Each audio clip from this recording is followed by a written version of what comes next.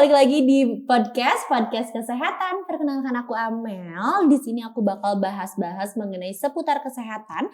Tentunya aku gak akan kesendirian. Di sini aku bakal ditemani oleh ahlinya. Di sini ada Dokter Eka. Halo. Oke dok ya. Iya. Langsung aja ini. Tentang apa lagi nih sekarang? Nanya mulu. Kali-kali aku gantian dong yang nanya. Oke dok ya. Ini apa kok Amel, boleh nanya aja. Oke dok ya. Jadi di video hari ini nih dok ya, teman-teman semua kita bakal bahas tentang diabetes nih. Iya, oke, sip. Banyak banget soalnya. Asli dok, Banyak ini diabetes banget, banyak banget kasusnya ya. Kasusnya. Di dunia ini, bukan cuma Indonesia tapi di Iya, dunia betul, ini. Betul. Nah mengenai diabetes sendiri nih, apa sih dok itu diabetes? Nah jadi sebetulnya diabetes ini kan mungkin kalau di masyarakat tuh gula gitu ya. Penyakit apa? Gula cina gitu kan, ya nggak sih? Nah ini memang penyakit yang ditandai dengan gula darahnya meningkat secara menahun gitu Kak. Jadi memang ya nggak ada salah-salahnya juga sih bilang ini gula, karena memang yang naik kan gula darah gitu ya. Oke, nah jadi itu diabetes guys. Nah diabetes itu biasanya sebut kita gula ya, tadi udah penjelasan sama dokter Eka. Betul banget. Nah untuk diabetes sendiri dok, itu tuh kan menjadi salah satu penyebab utama kematian di dunia tuh dok ya. Apakah itu benar dok? Benar atau enggak gitu ya? Nah, tapi memang dari data itu banyak banget memang gitu. Nah, angka diabetes ternyata di dunia ya, di semua negara gitu kan. Nah, ini 537 juta loh yang kena diabetes selama tahun 2021. Jadi ini data 2021. Nah, dan akan meningkat. Ini juta loh ya, bukan ratus. Ini juta loh, 537 juta. 537 juta bisa beli mobil sih. Ini orang yang kena diabetes gitu dalam 1 tahun itu. Nah, dan ini akan meningkat menjadi 643 juta pada tahun 2030. Gitu. Jadi kalau diprediksi gitu ya akan meningkat. Terus bakal meningkat menjadi 783 juta pada tahun 2045.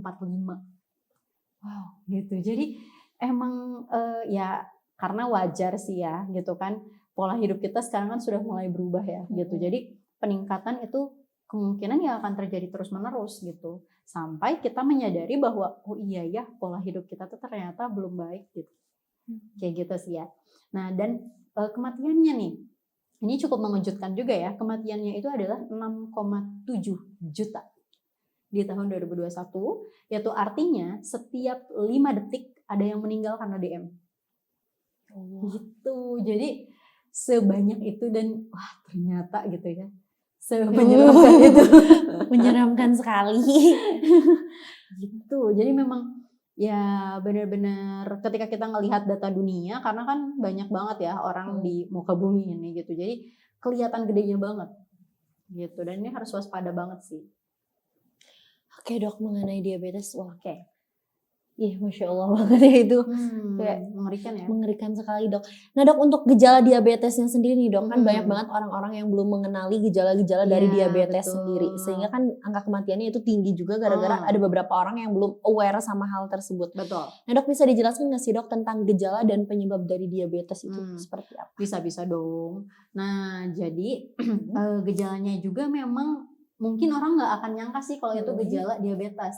Dan yang common gitu ya di orang-orang tuh kalau ada luka lama nggak sembuh itu diabetes, iya nggak sih? Iya. Kalau di masyarakat kan gitu. Soalnya banyak juga yang nanya kayak gini, dok ini teh kena gula bukan ya gitu? Karena misalnya ada korengan gitu kan, ini kena gula bukan? Ya belum tentu gitu. Nah itu banyak banget soalnya yang nanya kayak gitu. Nah dan sebetulnya gejala gula ini adalah 3 sering gitu. Sering haus, sering lapar, sering pipis. Gak akan nyangka kan ternyata gejalanya kayak gitu. Emang ya sebegitu orang mungkin gak akan ngeh lagi. Kalau itu ternyata sebuah tanda dari sebuah penyakit yang menyeramkan gitu ya. Karena itu kan kayak biasa kita lakuin. Lapar kayak suatu hal yang wajar kan. Minum kayak suatu hal yang wajar. Pipis kayak suatu hal yang wajar gitu. Terus apa yang bedainnya dok? Seringnya. Gitu. Jadi kalau misalnya keseringan banget yang merasa kayak kita kok nggak wajar ya. sering pipis misalnya sampai berpuluh kali atau berbelas-belas kali gitu kan dalam sehari. Nah ya kita coba harus cekin. Nah dan kebanyakan kalau pasien tuh datang karena keluhannya tuh sering pipis di malam hari. Jadi mereka tuh aware-nya karena sering pipis di malam hari. Soalnya kan ngeganggu tidur tuh. Kenapa ya dok belakangan ini saya tuh sering pipis. Jadi malam-malam tuh pipis terus. Makanya si tidurnya tuh keganggu, kebangun lagi. Itu banyaknya tuh orang aware kayak gitu. Dan jarang banget ada orang yang datang terus bilang gini, dok kenapa ya akhir-akhir ini aku tuh sering lapar. Itu jarang banget. Gitu, jarang banget. Nah dan memang rata-rata ngeluhinnya itu pipis malam. Tapi kalau pipis siang itu nggak pernah mereka pertanyakan gitu. Jadi karena mungkin ngerasa wajar aja gitu loh. Iya. Nah itu loh yang bikin jadi kayak kita tuh harus emang lebih aware aja sih sama diri kita sendiri gitu. Oke, dok. Nah dok, untuk penyebab diabetesnya sendiri tuh dok, apa sih dok penyebab diabetes selain dari makanannya yang sering kita tahu ya makanan gitu. Tapi ada nggak sih dok penyebab-penyebab lain dari diabetes itu sendiri? Nah penyebabnya itu karena sebetulnya kan ada dua ya diabetes tuh, ada yang tipe 1 ada yang tipe 2. Nah kalau yang tipe 1 dia ada kerusakan di pankreasnya. Jadi ada organ di tubuh kita pankreas, dia penghasil insulin. Nah kalau pankreasnya rusak, si insulinnya otomatis sedikit. Gitu otomatis dia nggak bisa nih memproses si gula gitu yang banyak gitu kan. Nah yang kalau DM tipe 2 diabetes tipe 2 itu dia insulinnya ada dihasilin, pankreasnya masih bisa menghasilin insulin tapi si insulinnya tidak sensitif, jadi dia jadi nggak peka gitu loh. Kalau misalnya ada gula kan dia harusnya peka nangkepin, masukin si gulanya ke jaringan gitu kan, ke sel-sel di otot, di hati dan sebagainya. Nah, tapi kalau ini tuh enggak, dia jadi siapa lu gitu kan ke gula tuh kayak gitu. Jadi dia kayak nggak peka gitu loh si insulinnya. Gitu. Jadi cowok-cowok yang nggak peka ini cowok-cowok diabetes karena insulinnya nggak sensitif. Oke dok. Untuk faktor resiko dari diabetes itu sendiri apa tuh dok? Oke, nah faktor resikonya itu bisa karena satu genetik gitu ya, keturunan. Nah yang kedua karena pola hidup gitu. Misalnya nih mager. Mager juga bisa kan? Iya dong. Mager. Terus udah kayak gitu kita banyak konsumsi gula. Terus ada penyakit darah tinggi atau jantung. Atau ada riwayat ketika hamil terkena diabetes gitu. Nah, jadi memang dan satu lagi usia. Di atas 40 tahun itu lebih beresiko. Berapa tahun sekarang Kak? 21. Oke, masih jauh lah. Gitu. Jadi memang kalau kita ada faktor resikonya nih, ya sebaiknya segera memperbaiki diri deh, memperbaiki pola hidup. Nah dok, untuk batasan kadar gula darah dalam tubuh dan untuk cek gula rutin itu baiknya dalam jangka waktu kapan aja dok? Betul ya Kak, ini tuh kita harus aware juga nih. Nah sebetulnya ketika tadi kan ada tuh faktor resikonya tuh lebih dari 40 tahun ya. Kalau usianya udah lebih dari 40 tahun itu dia beresiko lebih tinggi.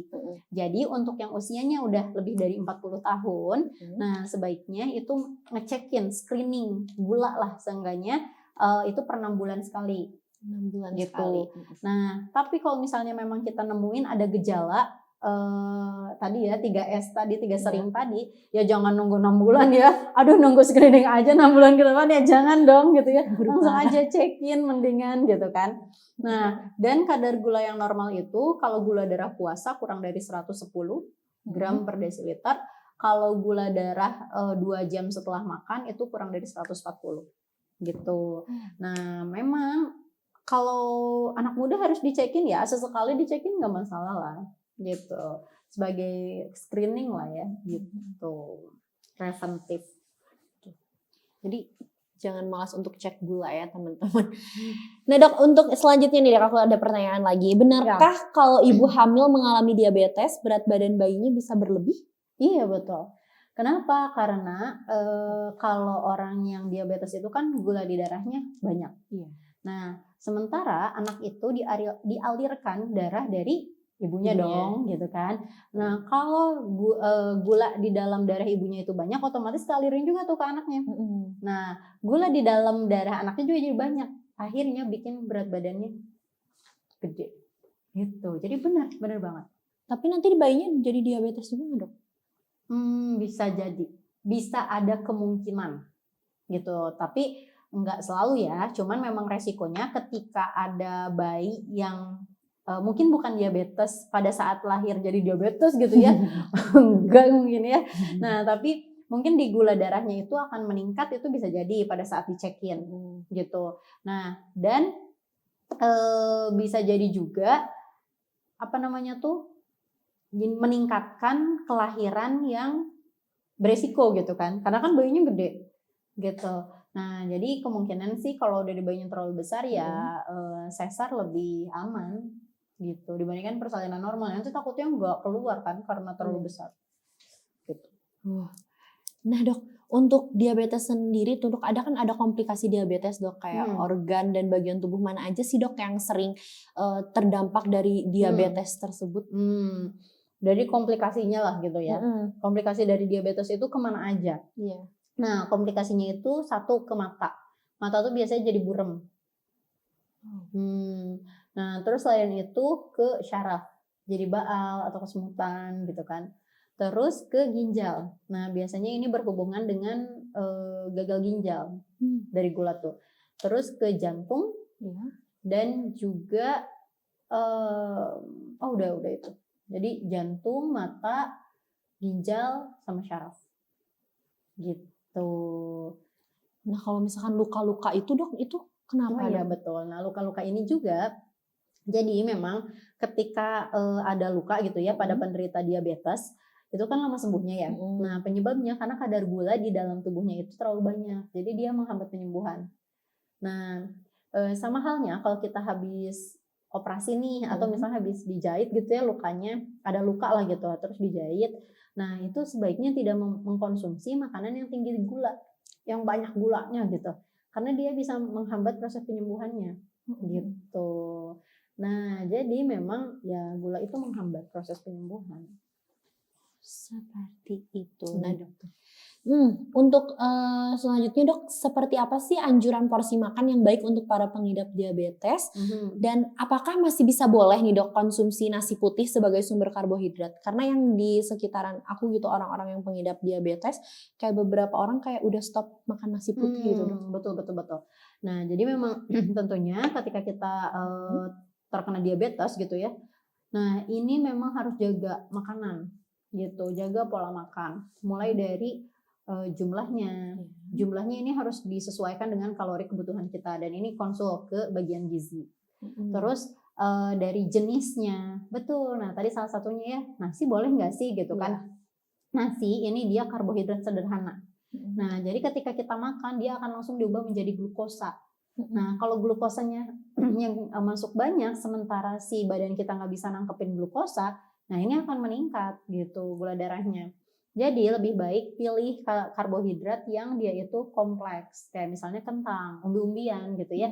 Terus nasi merah, gandum gitu, dia lebih kompleks. Jadi lebih bagus ya sebetulnya untuk penderita DM. Oke.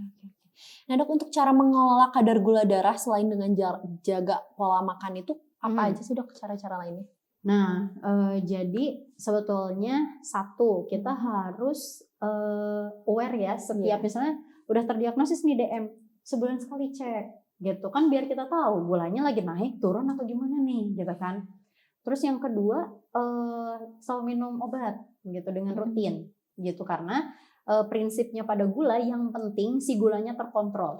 Kalau memang masih bisa dikontrol sama pola hidup sehat, jaga makan, ya itu obatnya. Berarti tiap hari kita harus pola hidupnya sehat, jaga makanan gitu. Jadi ya memang harus dijaga stabilitas dari gulanya, kadar gula darahnya. Nah, terus yang ketiga, kita tuh olahraga juga, gitu. Karena olahraga juga ini memperbaiki kadar gula kita kan. Si gula ini bisa dijadiin energi gitu loh, kalau kita olahraga. Nah, dan hindari stres atau misalnya tidur malam gitu kan. Ini juga bisa mengganggu ya, gitu. Nah, jadi memang harus pola hidupnya yang diubah. Wow, nah seperti itu ya teman-teman ya, Ya. tentang diabetes tuh. Diabetes tuh ternyata semenyeramkan itu ya, kita harus jaga tubuh kita agar tidak terdampak diabetes ya. Dan teman-teman yang sedang berjuang untuk melawan diabetes terus semangat, masih ada jalan buat sembuh ya dokter ya. Terus semangat pokoknya ya. Oke teman-teman ya, segitu dulu video dari kita mengenai diabetes pada video hari ini ya. Terima kasih banyak yang sudah nonton. Jangan lupa like, comment, and subscribe. Aku Amel. Aku Dokter Eka. Kita pamit. Dadah. Bye.